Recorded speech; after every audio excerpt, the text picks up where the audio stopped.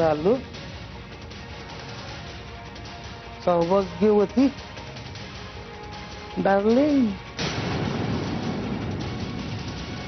इतक्या वर्षांनी नवरा घरला आलाय तुझा, विचारपूस करशील का नाही? प्रेमाच्या गोष्टी बोल, 2 तू बोल, 4 मी बोलतो. बोल की. दूर वा, दूर वा, दूर वा. नवरा आहे मी तुझा, नवरा. आता बायकोशी लगट करायला काय पोराची परमिशन घ्यायला सांगतस का काय? नाव घ्यायची तरी योग्यता आहे का तुमची? नसना का, नसना, पण त्याला जन्म द्यायची योग्यता होती. चालू चालू अशी पटकून का वागतीस घे? जवळ चल, थोडा रोमांस करूया. अगं ये ना, ये. इतक्या वर्षांची कसर भरून नका काढायला. ये जवळ ये की, ये. किळस वाटते मला तुमची. किळस? अगं देवा ब्राह्मणासमोर गळ्यात तोरलं बांधलं की मी तुझ्या? बोला आहे ना बाबू, बाबू डोरलं नाही काय? नवरा नवरा घरला नाही म्हटलं, नाव बी टाकलंस का काय माझं?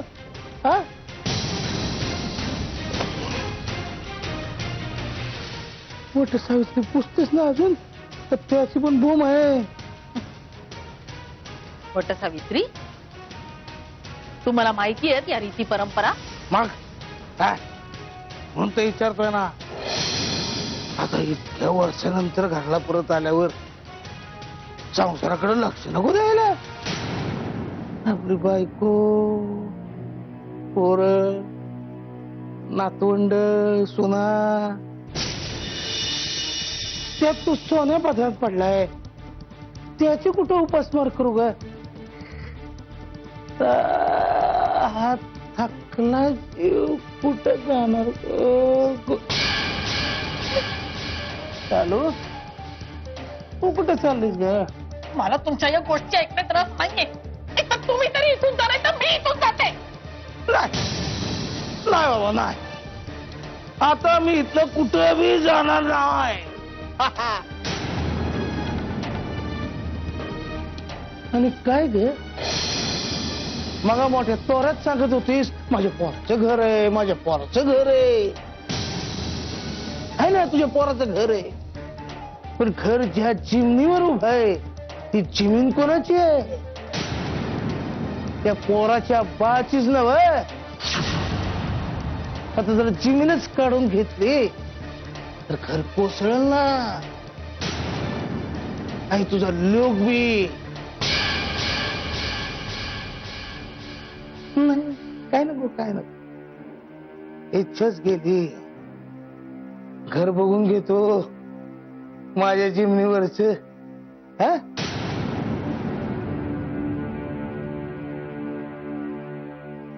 चाललो, दार ओढून घे.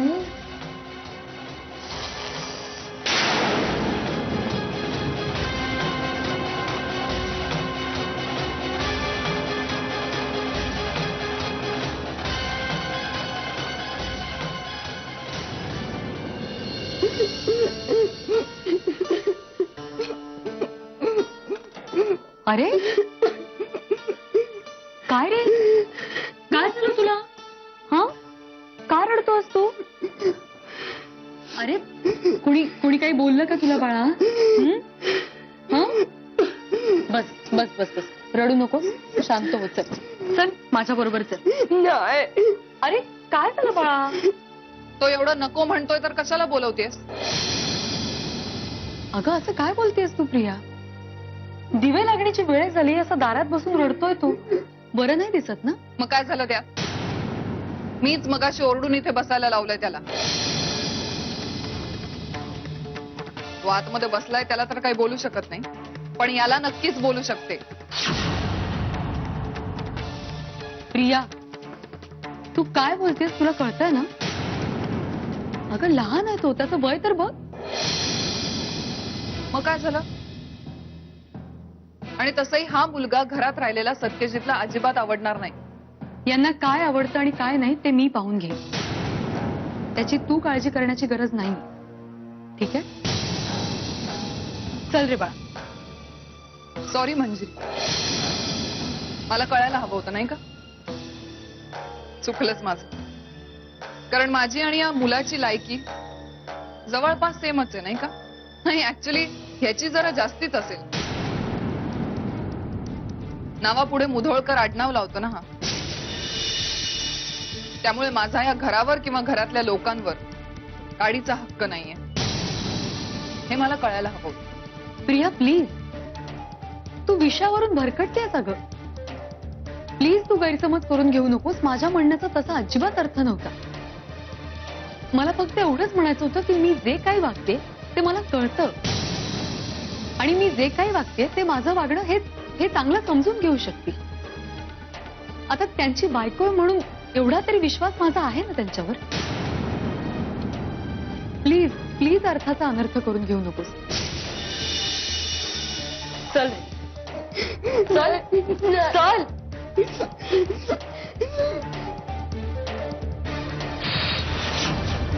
बाबा आलेत ना घरी, ठीक आहे. तर मग आमचे बाबा असल्यामुळे त्यांना पुन्हा स्वीकारावं तर लागणारच. पण त्यांच्याबरोबर आलेला तो मुलगा, त्याचं काय करायचं? गौऱ्या, अरे तू काय बोलतो? तुझं तुला तरी कळतं का? हा? काय चुकीचं बोलतोय मी आजी? अगं किती काही झालं तरी बाबा आहेत ते आमचे. अरे पण असू देत सासूबाई, त्यानं त्याचं मत मांडलंय. मीराताई, मीराताई, याला जरा दूध बिस्किट खाऊ घाला, भूक लागलीच आहे.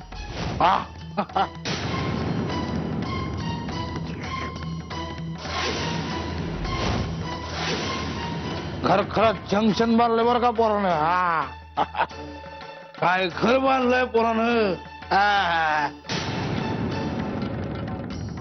राजमहालच उभा केलाय जणू बापाच्या प्रॉपर्टीवर. आज गच्ची, गच्ची म्हणजे काय? चला चला चांदण्यामध्ये बसून तीर्थप्राशन करणं. आणलं मानलं पोराला, झकास एकदम मानलं बरं का.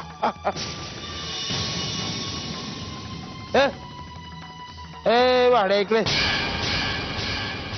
इकडे इकडे. दूध बिस्कुट देतो म्हटलं की चला त्याच्या माग. अरे बाबा, तू दूध बिस्कुट खा, पण आधी नेमून दिलेलं काम कर. रोजचं काम आठवते का नाही? आठवतंय तर काढू काना खरी नकाशा. होय बा.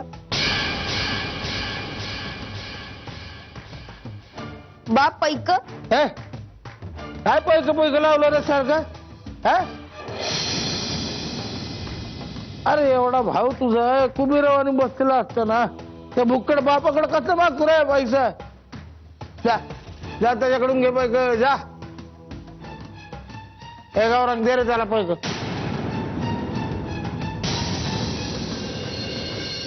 दादा पैक माझ्याकडे नाहीयेत पैसे, आणि असले तरी दारू पिण्यासाठी मुळीच नाही देणार. हे गावऱ्या, दे की पैक. काय इतक्या वर्षानं बा आलाय तुझ्या घराला, त्याला असं चांगलेला ठेवणार होय रे? दे की पैक. काय एवढं दोन दोन गुट मारू बसून तू ग? मजा येईल. हे शालू, काजू बिजू भाज की जरा. मजा करू, झकास एकदम फरमास. काय अजून मी स्वतःच्या व्यसनासाठी पोरांकडे पैसा मागतोस? लाज नाही वाटत तुला? अरे जन्माला आलास तेव्हा गाळ्याला नस लावलं असतं ना तर लई बरं झालं असतं बघ. असला पोरगा करंट पोरगा जन्माला घालण्यापरीस मी पुत्री घालली असते त्या. अरे कोणत्या जन्माचं पाप म्हणून माझ्या पोटी जन्माला आलास रे? अरे कर्मचोरी आहेस तू. हे गप. अरे 90 गिरी दहा राहिली तर इथून तोंडाचा पट्टा सुरूच आहे तुझ्या. तुझ्या तर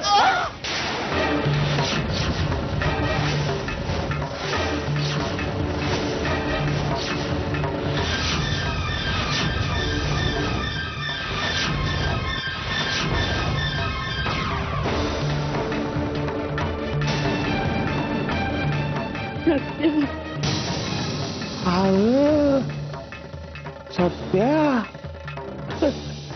अरे मागे लेकरू ते शालू मुलगा आलंय बघ आपलं.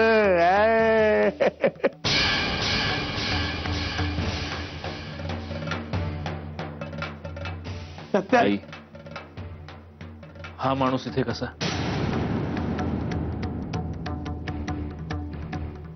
त्याला सोड सोड त्याला. त्याच्याकडे पैसे मार. आई, हा माणूस इथे काय करतोय?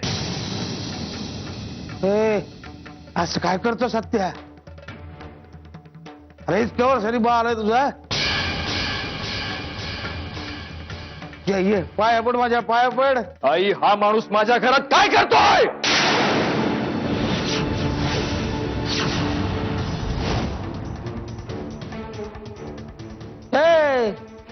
कसलं तुझं घर? कोणतं घर? अरे ज्या चिमणीवर घर उभं केलंयस ती जमीन तुझ्या बापाचीच आहे ना? अरे हे केल्या का वापाला मिठी मार.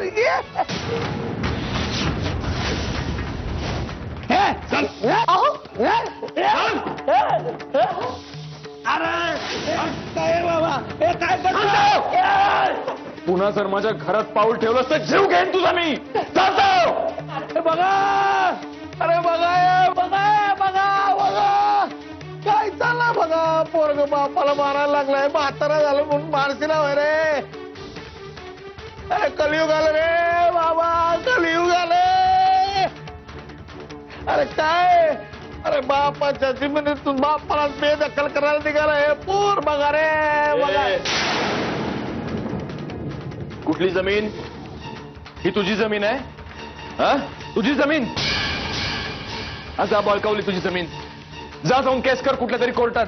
जा चालता. आणि तुमचं काय इकडे? चला आतमध्ये. चालू बघ कसं बोलताय. अगं हेच संस्कार केलेस काय ग पोरावर? काय शिकवलंस त्याला? अगं बापाचा तू श्वास करायला लागलाय पोर. अगं काय तू? आईच्या जवळ गेलंस ना तर इथेच गाडून टाकीन तुला. चाल. अहो काय करताय? थोडं थांबा ना. पोरा तुझ्या पाया पडतो रे. पाया पडतो तुझ्या. पाया पडतो तुझ्या. हे सत्या सत्या असं बापाशी वागू नकोस रे बाबा. असं वागू नकोस. अरे मी बाप आहे तुला. मी जन्म दिलाय तुला. असं काय वागतोस माझ्याशी? तू पण बाप होणार आता. तू पण बाप होणार. तुला पण पोर होणार आहे. बघ बघ.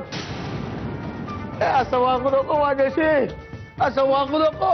नाहीतर तळतळाट होईल. तळतळाट होईल या घराचा. तळतळाट लागल या बापाचा.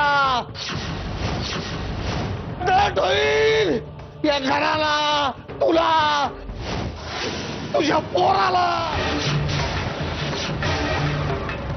तळतळाट लागल सगळ्या. प्लीज सोडा त्यांना. सोडा. आपल्या बाळाचं नाव घेतलं यानं मी जीव घेण्याचा. प्लीज सोडा. त्याच बाळाची शपथ आहे तुम्हाला. सोडा.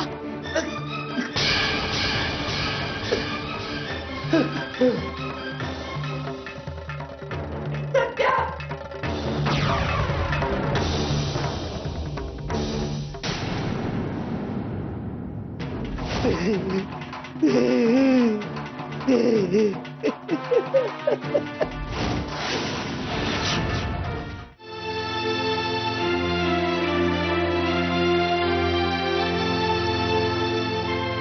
आयुष्यातलं एवढं मोठं सत्य मला कधीच काहीच सांगावंसं सुद्धा नाही वाटलं. आजपर्यंत माझ्यापासून लपवून ठेवलं तुम्ही.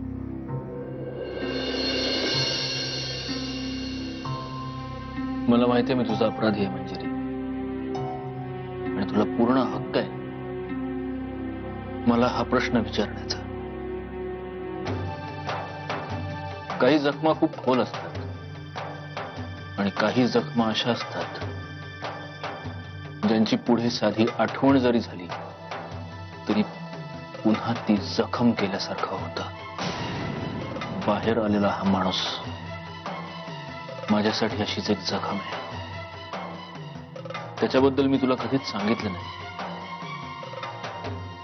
पण म्हणून खोटं नाही बोललो.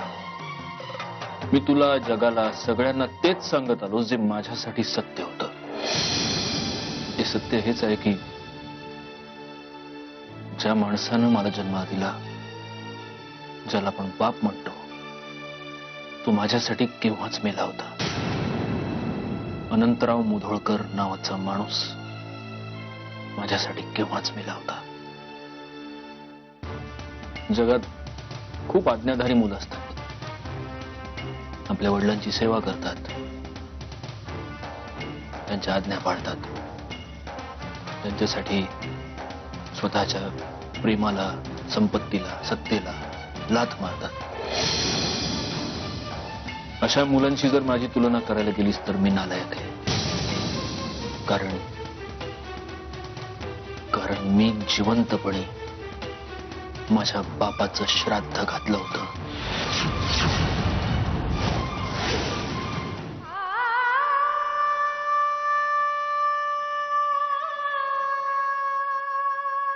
चारे कशी आहे ग गौऱ्याची तब्येत आता? आता बरी आहे. ताप उतरला? आई आंब्याच्या किरपेनं आता ताप उतरला. मिठाची घडी आताच बदलली आहे मी, पण दाग दर गावला नाही ना अजून. पैसे तरी कुठे आहेत आपल्याकडे? तो मुर्दा अंत्या समजे पैसे घेऊन फरार झालाय. किडे पडो त्याच्या तोंडा. पोटच्या पोराच्या जीवावर उठलाय मेला. आहे कलंक आहे मेला घराण्याला. बर जाऊ दे तो इशे. त्याचा इशे जरी निघाला ना तरी तरी मस्तकात जाते आग माझ्या. आहे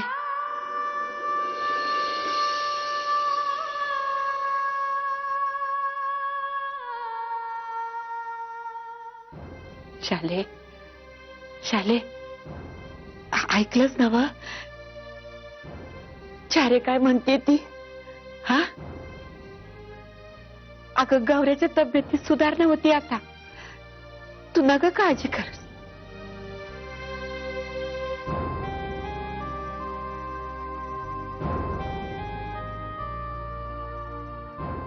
सत्य अजून घरी आला नाहीये सासूबाई. काल दुपारी जो घराबाहेर पडलाय तो अजून आला नाहीये घरी. अगं पण पोरी शेजारचे वनकुद्रे गेलेत नव त्याला शोधाया.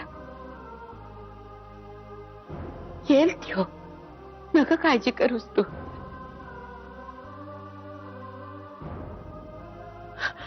अगं तू तरी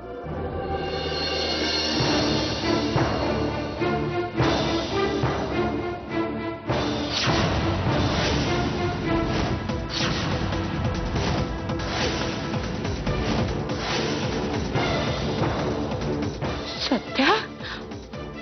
अरे काय रे? हा आई मी आज बाचं श्राद्ध घालून आलो या.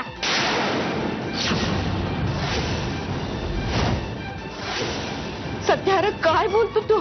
हे आजे दरस तू मला समजवायची ना आणि मी ऐकायचो गपगुमान.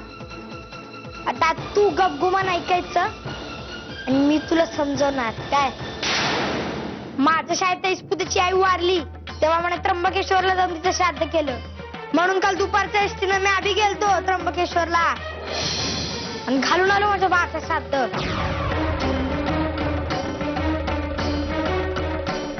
हे आई, अनंतराव मुधोळकरचं आता मी श्राद्ध घालून आलोय. अनंतराव मुधोळकर आता आपल्यासाठी जिता नाही आणि तुला तो माणूस आता बी हवा असेल तर ह्यो सत्या तुझ्यासाठी मिळाला.